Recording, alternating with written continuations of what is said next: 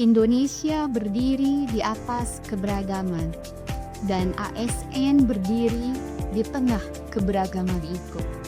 Tanpa harmoni, pelayanan runtuh, dan tanpa loyalitas, negara kehilangan arah. Halo, selamat datang di podcast kita berdua. Perkenalkan, saya Egy Indriani Pratami, dosen dari Politeknik Negeri Bandung. Dan saya Muhammad Lutfi Rizal, dosen dari Politeknik Bandung juga. Hari ini kita akan ngobrol santai tentang sesuatu yang sangat dekat dan keseharian kita yang baru sebagai ASN yang baru. Betul. Nah, apa sesuatu yang dekat itu? Ini adalah core value dari ASN, yaitu harmonis dan loyal. Ya, karena jujur aja waktu pertama kali dengar kata loyal dan harmonis, saya pikir itu hal yang sudah otomatis kita tahu. Tapi ternyata pas benar-benar diresapi ya Bu ya, maknanya jauh lebih dalam. Oke, oleh karena itu mari kita explore apa itu harmonis dan loyal. Kita mulai. Oke, sekarang kita mulai dengan core value loyalitas terlebih dahulu. Kalau menurut saya ya Pak ya, sebagai dosen, loyal itu adalah hadir. Hadir sepenuhnya. Jadi bukan hanya hadir secara fisik saja di depan mahasiswa, tetapi pikiran dan energi kita juga hadir di depan para mahasiswa. Kalau Bapak, Saya setuju dengan Bu Egida, tapi saya mau tambahin dan sudut pandang yang ada lainnya. Nah, bagi saya loyal itu dimulai dari dengan menjaga integritas akademik kita sendiri ya.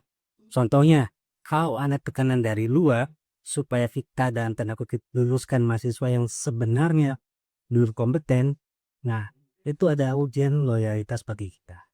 oke, betul Pak. Jadi loyal itu tidak usah ikut-ikutan terhadap tekanan yang ada ya Pak ya. Jadi kita harus loyal terhadap sistem, kemudian loyal terhadap mahasiswa, dan loyal terhadap tujuan pendidikan. Postisme ya. Dan diploma sendiri yang secara orientasinya adalah vokasi adalah salah satu bentuk loyalitas bagi kita sendiri ya. Kita perlu terus menerus mengupdate kemampuan atau pengetahuan dan skill kita sesuai dengan kebutuhan dari industri. Ya. Karena kalau kita mengerjakan yang sudah usang, kita itu sudah tidak loyal lagi kepada mahasiswa. Oke, benar Pak, itu relate banget dan itu pernah saya rasakan Pak. Jadi pengalaman saya karena terlalu terlena tidak mengupgrade referensi dan reaksi, saya baru tersadar, oh referensi yang saya berikan kepada mahasiswa ternyata itu sudah tidak up to date begitu Pak. Jadi apa ya, dengan adanya Langsar ini menjadi wake up call untuk saya untuk selalu update terhadap teori-teori yang sekarang. Oke. Dan satu lagi ya, saya tambahkan tentang loyal, yaitu menjaga nama baik institusi itu sendiri ya. Dalam artian bukan kita menutupi segala kesalahan yang ada. Ya, secara kalau ibaratnya kita tidak mencuci baju kotor di depan muka, tapi kita meluruskan hal yang apa namanya yang masalah tersebut lewat jalur yang benar. Gitu ya. Jadi bisa kita simpulkan ya Pak bahwa loyal untuk kita sebagai dosen itu salah satunya adalah berdedikasi terhadap institusi yaitu Polban dan Kemendikti mungkin ya Pak Eva bisa. Kemudian dedikasi kita terhadap mahasiswa dan menjaga integritas akademik. Betul kan Pak? Betul Pak, saya setuju sama Bu Eki. Dan semua itu bukan karena kita terpaksa, karena kita sadar ini adalah tanggung jawab kita sendiri. Oke. Ya. Terima kasih Pak Fauzi. Oke, sekarang kita masuk ke daerah kedua ya Bu ya, itu harmonis. Harmonik. Ya, Oke. ya ini yang menurut saya paling sering bisa pahami. Banyak yang pikir harmonis itu berarti tidak ada konflik sama sekali. Tapi menurut saya, harmonis itu bukan tidak ada perbedaan, tidak ada konflik, tapi justru mengelola konflik tersebut dengan cara. mengelola perbedaan dan tidak diskriminatif.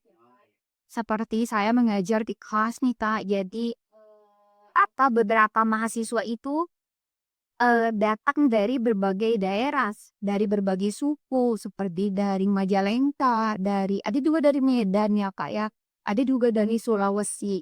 Nah, kalau saya tidak sadar tuh, bisa saja apa yang saya lakukan ketika mengajar itu tidak merasa mahasiswa itu tidak ada perasaan included begitu Pak.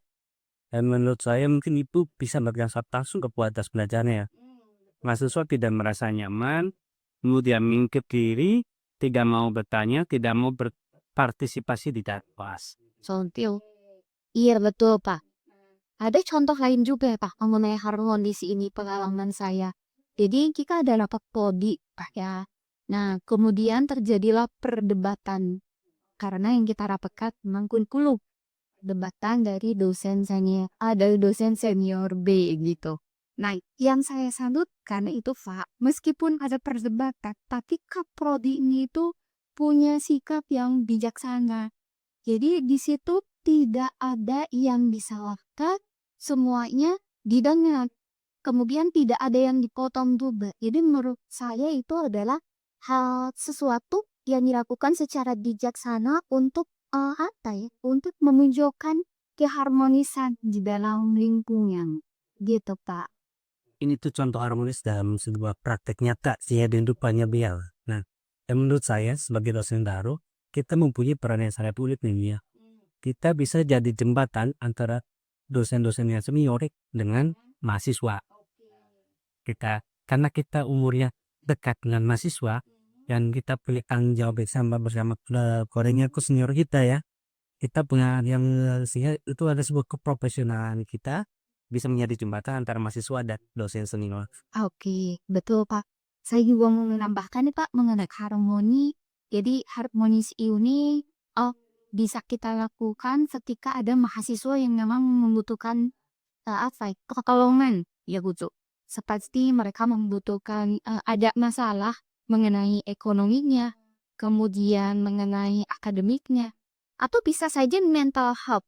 Apalagi di Polban di sini kan kita ada wali kelas ya Pak ya. Setiap prodi itu ada wali kelas dan memang itu adalah tugas prodi untuk membantu kesulitan siswa. Berarti kita harus peka secara sosial ya Bu ya. Betul. Saya sangat setuju sekali, dan itu tidak harus dramatis ya. Kadang sekadar menyapa, gimana kamarnya nak, baik-baik saja, ada masalah atau enggak, dan itu sedikit saja yang bertanya seperti itu sangat diakibat siswa. Inisiatif ya. Jadi harmonis intinya kalau bagi saya adalah ketika kita melihat orang lain bukan sebagai hambatan ya atau saingan, tapi sebagai bagian dari ekosistem yang sama-sama kita jaga. Oke, yang betul. Saya setuju Pak. Ya. Kita sekarang sudah ngobrol banyak di sini ya Bu ya. Kalau saya tarik benang merahnya, loyal dan harmonis itu ada dua sisi koin yang sama ya. Loyal tanpa harmonis bisa jadi eksklusif gitu ya. Setiap anak kelompoknya tapi mengesampingkan hal yang lain. Tapi kalau harmonis tanpa loyal bisa jadi permisif, terlihat damai di luar tetapi tidak punya prinsip sama sekali ya. Nah, gabungan keduanya itu ada organisasi kita sebagai ASN yang benar-benar berakhlak, dan sebagai dosen kita punya privilege yang sangat besar ya Bu ya. Setiap tahun kita punya puluhan dosen yang harus kita pengaruhi atau kita ajarkan. Oke, iya. Terima kasih Pak Fauzi, sama-sama. Jadi dapat disimpulkan untuk beberapa harmonis dapat berupa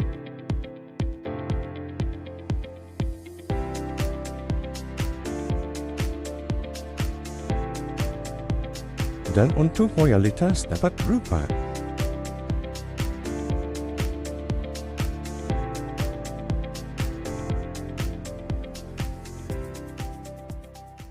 harmonis menjaga kita tetap bersatu, loyal menjaga kita tetap teguh. Jika keduanya hidup dalam diri ASN, maka birokrasi bukan hanya berjalan, tapi dipercayai.